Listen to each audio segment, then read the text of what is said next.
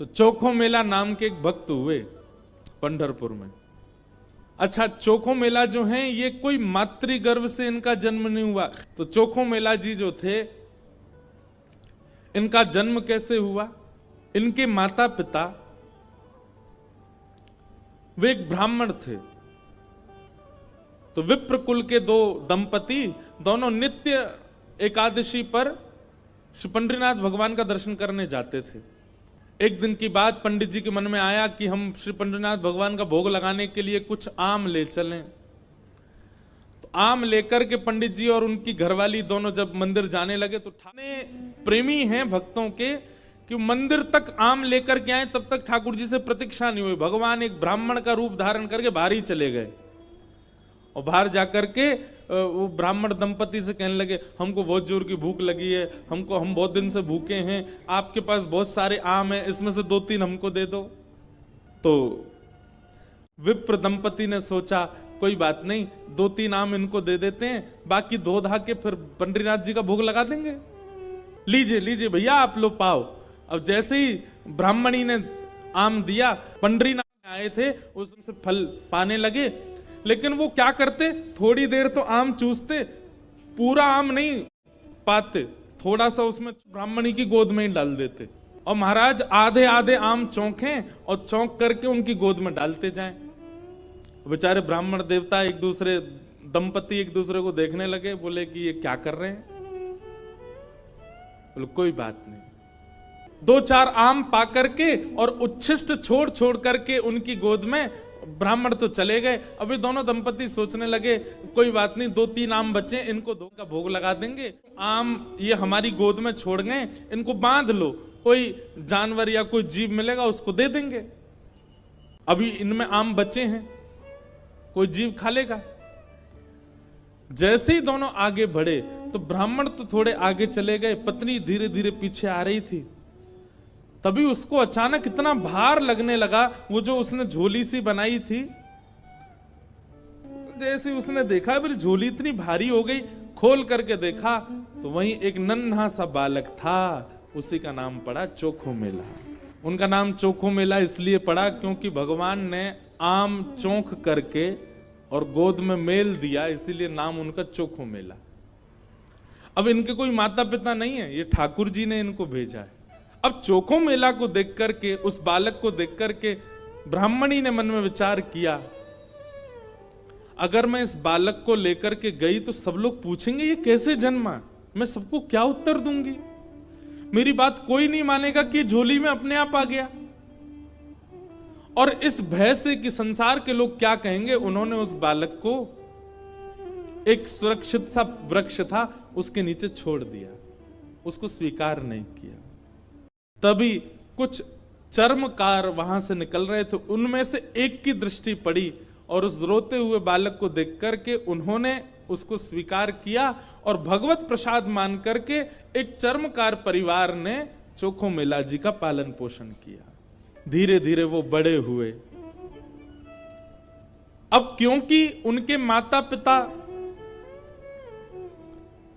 चर्मकार परिवार के हैं, इसलिए कई जगह उनको मंदिर में जाने से रोक दिया जाता। पर ठाकुर जी तो किसी की जात पात नहीं देखते ना, ठाकुर जी तो सबसे प्रेम करते हैं। जी अपने पिता के साथ में खेती बाड़ी करते थे। एक दिन खेती करते करते उनके मन में आया, इतने सुंदर सुंदर फल, इतने सुंदर सुंदर सब्जियां हुई हैं, मैं क्यों ना इन फलों को पंडरीनाथ भगवान का भोग लगाने ले जाऊं। तो उन्होंने क्या किया, एक केले के वृक्ष से खूब सारे केले ले लिए और एक झोला में बांध करके चल दिए। पंढरपुर से 12 किलोमीटर दूर उनका गांव था। जैसे ही पहुंचे पंढरपुर, इतने आनंद में भर गए कि उन्होंने विचार ही नहीं किया। बहुत लोगों ने रोकने का प्रयास किया कि इनको मंदिर में ना घुसने दिया जाए, ये अधिकारी नहीं है, लेकिन वो तो इतने भाव में आ गए कि वो घुसते ही चले गए। और जैसे भीतर पहुंचे महाराज, लोगों ने घेर करके चोखो मेला जी को पीट दिया, बहुत मारा, उनके वस्त्र फाड़ दिए, सिर में चोट लगी, हाथ में चोट लगी, पैरों में चोट लगी, सब जगह जख्म दे दिया।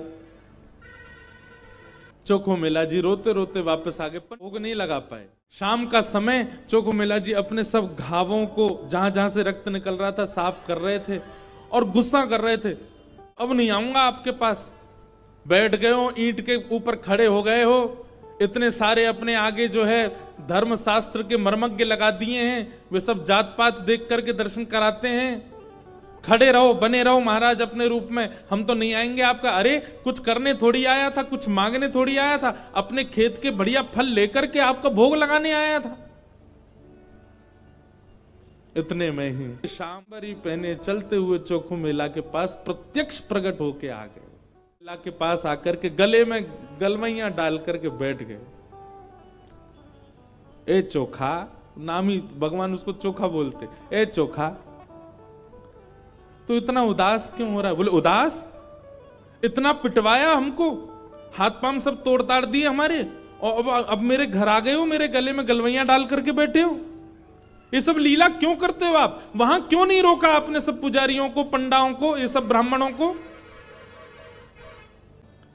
ठाकुर जी बोले देख चोखा, वे सब मुझे पूजते तो हैं, मेरी सेवा तो करते हैं, पर मुझको पाषाण मानते हैं, मुझको मूर्ति ही मानते हैं। और जो मुझे पाषाण मानता है ना, उनके लिए मैं पाषाण ही रहता हूं। उनके लिए ना मैं बोलता हूं, ना मैं हंसता हूं, मैं बस एक टक खड़ा रहता हूं, ना मैं खाता हूं, ना मैं पीता, कुछ नहीं। तू तो मुझे पाषाण नहीं मानता ना, तू तो मुझे साक्षात ठाकुर जी मानता है। इसीलिए तो अपने अपने अपने बगीचे के फल लेकर के मेरे पास आया। वहां बहुसंख्यक पाषाण मानने वाले लोग हैं, इसलिए मैं उनके सामने बोला नहीं। एकांत में जब तू आ गया तो मैं तेरे पास आ गया। चल चोखा, अब तू मुझे अपने आंगन के फल खिला दे। अपने हाथों से सुंदर छिलका श्री पंडरीनाथ भगवान को अपने हाथ से खिला रहा है चोखू मेला।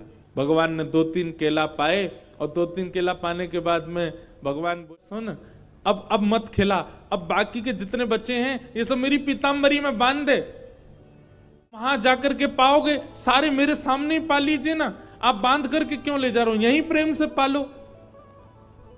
पंडरीनाथ भगवान बोले अरे मैंने अपना तो पा लिया, ये बाकी के तो मैं पंढरपुर में रुक्मणी जी बैठी हैं, वो भी भूखी हैं, उनके लिए ले जा रहा हूं, उनको जाके मैं पवा दूंगा। आज चोखा तेरे ऊपर इतना प्रहार किया ना सबने, तेरे ऊपर इतना अत्याचार किया सबने, इसलिए मैंने और रुक्मणी जी ने आज भोजन ही नहीं किया, हम दोनों भूखे हैं। अब मैंने तो पा लिया, अभी रुक्मणी जी के लिए ले जाऊंगा। पीताम्बरी में केले बांध करके पंढरपुर आ गए, रुक्मणी जी को पवाया।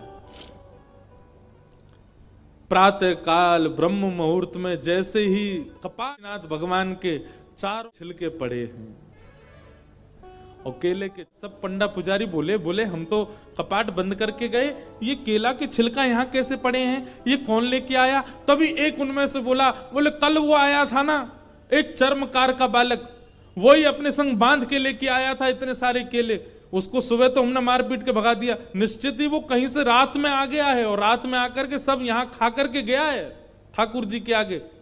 उसका उद्देश्य तो गर्भगृह को बेकार करना ही था, इसीलिए ये सब हुआ है, ये उसी ने किया है। और सब पंडा पुजारी नाराज हो गए, अपने हाथ में डंडा ले करके कमर कस के सब पहुंच गए चोखू मेला के घर, और वहां पहुंच करके घर से निकाल करके फिर पीटा उनको, फिर मारा। चोखू मेला घर में सो रहे थे, और घर में जाकर के वहां से घसीट करके उनको मारा सबने। बोले अरे दुष्ट पापी, तुझको मंदिर में नहीं जाने दिया तो रात्रि तू गर्भगृह में घुस गया।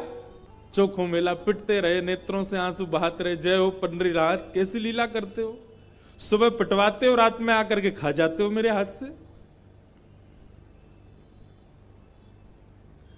लेकिन अब की बार श्री पंडरीनाथ नाराज, अपना काम करके चोखू मेला के साथ थोड़ी हाथापाई करके सब जैसे ही वापस आए, पंढरपुर में श्री पंडरीनाथ भगवान के मंदिर के मुख्य द्वार सारे अपने आप बंद हो गए, और भीतर से ठाकुर जी ने ताला लगा लिया, लॉक कर लिया, बंद हो गए ठाकुर जी मंदिर के अंदर। सबने अथक प्रयास कर लिया, लेकिन एक भी द्वार नहीं खुल पाया। पूरा दिन व्यतीत हो गया, बड़े बड़े कारीगर आ गए, लेकिन दरवाजा तोड़ भी नहीं पाए, खोल भी नहीं पाए। तब अंत में सबको लगा हमने कोई अपराध किया है। चारों ओर पंडा पुजारी और बड़े बड़े वेदज्ञ, बड़े बड़े मनीषी सब बैठ गए, हाथ जोड़ करके पंडरीनाथ भगवान की स्तुति गाने लगे। बोले नाथ, हमसे कोई अपराध हुआ तो आप हमें बताएं, दंड दे दें, लेकिन इस प्रकार नाराज होके मत बैठो। तभी मंदिर के भीतर से भगवान ने रुग्ण स्वर में, रोते हुए स्वर में भगवान की आवाज आई, बनते हो बहुत बड़े विद्वान, बहुत बड़े मनीषी, बहुत बड़े ज्ञानी, बहुत बड़े जात पात के नियोजन करता, मेरे भक्त का अपमान करते हो, मेरे भक्त को मारते हो, मेरे भक्त के साथ दुराचार करते हो, नहीं देना मुझे किसी को दर्शन। और अब जब तक पृथ्वी है तब तक यह मंदिर बंद ही रहेगा, मैं भीतर ही रहूंगा। जो मेरे परम वैष्णव भक्त होंगे उनके लिए द्वार खुलेंगे, वो अंदर आएंगे, बाकी सब बाहर खड़े रहो। वैष्णवों ने प्रणाम करके कहा, नाथ ऐसे नाराज मत होइए, आप बताइए हमसे क्या अपराध हो गया है, उसका प्रायश्चित कैसे होगा, कृपा करके बताओ। भगवान बोले, मेरे चोखो मेला को जिस प्रकार तुम लोगों ने सबने जुट बना करके जाकर के उसको मारा है, अब तुम सभी वेदज्ञ, तुम सभी ब्राह्मण, तुम सभी श्रेष्ठ जन पाल की सजा के लेके जाओ और चोखो मेला को बिठा करके नाचते गाते उत्सव जैसे एक मेरी पाल की सवारी निकालते हो, ऐसे चोखो मेला की सवारी पूरे नगर में घुमाते हुए मेरे सामने लेकर के आओ, तब मेरे द्वार खुलेंगे, तब मैं तुमको क्षमा करूंगा, नहीं तो नहीं करूंगा। भगवान की आज्ञा मान करके गए और चोखो मेला जी को जाके प्रणाम किया। सिंहासन से युक्त पालकी में चोखो मेला जी को विराजमान करके नाचते गाते हुए, आनंद करते हुए, उत्सव जैसे ठाकुर जी का उत्सव मनता उससे भी अधिक उत्सव मनाते हुए चोखो मेला को लेकर के आए। और जैसे ही पंडरीनाथ भगवान के सामने पालकी पहुंची, अपने आप मंदिर के सारे द्वार खुल गए और मानो आज लग रहा था कि भक्त भगवान का नहीं, भगवान भक्त का दर्शन कर रहे हैं, भगवान चोखो मेला का दर्शन कर रहे हैं।